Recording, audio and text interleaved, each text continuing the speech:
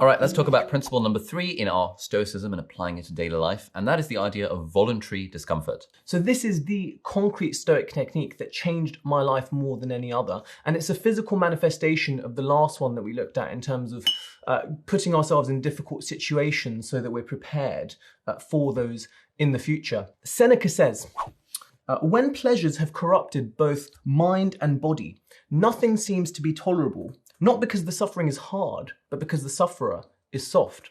Nice.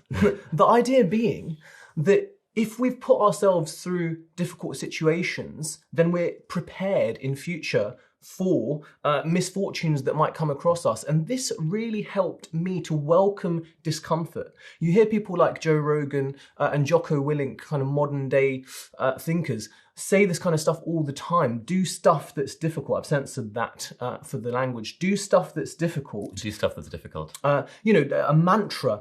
And so that mantra became ingrained in my mind when I was kind of 22 stone, trying to get to a healthy weight in order to kind of save my life because it was just out of control. And, getting up at 5 a.m, going to the gym, eating just, plain chicken breast and broccoli. I was welcoming it because of Stoicism. And this is why I say Stoicism is sticky. It's something that beyond what the kind of productivity and motivation books give us, it provides us with values that underpin these ideas. Yeah, absolutely. You might be familiar with the YouTube channel Yes Theory, fantastic channel. Kind of their whole mantra is seek discomfort. And that is like a 2,000-year-old Stoic idea about kind of voluntary discomfort. People like Tim Ferriss, Jocko, Joe Rogan, they all talk about kind of applying this in certain ways to our day-to-day life. So I think something that, was it Seneca used to do, is that I think once a month he would encourage people to, essentially like live on the streets as a homeless person and kind of eat only beans, and kind of remind yourself, like once you get through it, that is this the condition that I so feared? Because a lot of us kind of have in the back of our minds that, this idea that life would be absolutely terrible if we don't get our way. But if we consistently and sort of often enough remind ourselves, experience this voluntary discomfort that, oh, this actually isn't so bad, I have survived this, then it's a way of, again, kind of being more tranquil throughout life.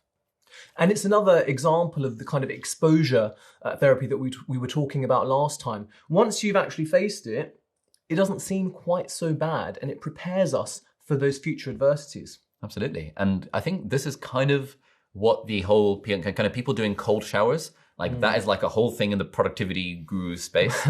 Yeah. One of the main points of taking cold showers in the morning is that you're voluntarily seeking that discomfort. Once you've done that, then you're kind of approaching the rest of the day with more optimism because you've already done this really difficult, uncomfortable thing. And for me, there's another area in life in which I apply this, and that's anytime I'm kind of outside and feeling cold.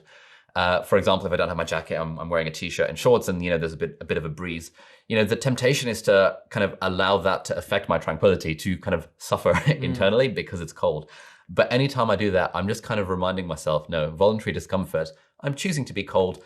And I kind of feel a little bit zen about it. I'm like, yeah, it's cold, the sensation of the cold on my skin, the fact that I've got a few goosebumps here and there. Voluntary discomfort, it's fine. And then I kind of lean into the fact that it's cold and it feels uncomfortable. And that just, again, because I almost never experience negative emotions, being cold outside is one way of experiencing negative emotions. And that side of it just gets completely nullified if you do this voluntary discomfort thing.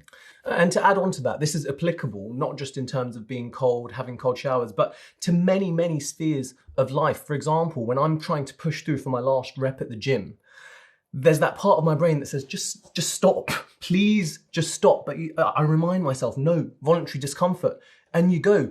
And so, the task for this project is actually going to be for you to choose your thing. What's it going to be? Is it going to be a cold shower? Is it going to be sleeping on a harder surface than usual?